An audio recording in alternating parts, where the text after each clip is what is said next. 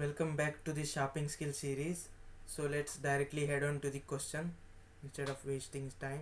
So this time our question is first and last digit. So here, if given an integer n, write a program to obtain the sum of the first and last digit of this number. So the first line contains an integer t, the total number of test cases, then follows t line. Each line contains an integer, so the basic input t number of test cases, and then n integers of t integers each of n. So for in the output we have to display the sum of first and last digit of n in the new line. So constraints and all that thing. So let's directly go to submit, and let's copy this input as it will be required to run locally on this CodeChef. So let's paste this.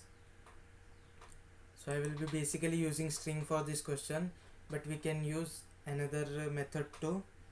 So let's take this string method and then I will show how to calculate it using another method. So t equal to input int input, so converting the number of test cases into input,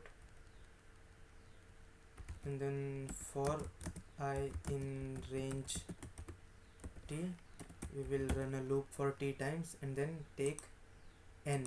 So we will take n as an input and it will be directly input, so we will require string, and then we will take the first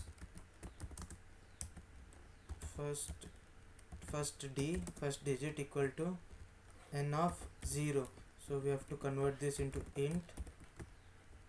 So converting this into int, and then second d equal to int of n of -1. So -1 is the last index of this array.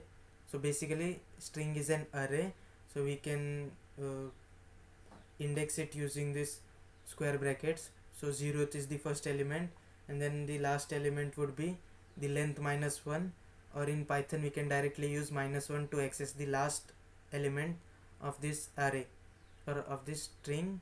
We can directly index the last letter. So in this case it will be an digit. So let's print the addition. So first d plus second d, or you can also take an variable answer and do that stuff. So answer equal to this, and then print answer. Let's run in our local.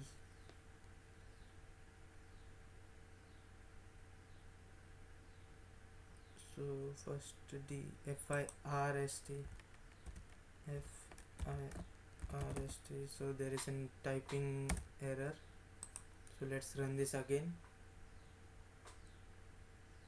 Now it should give correct answer 555.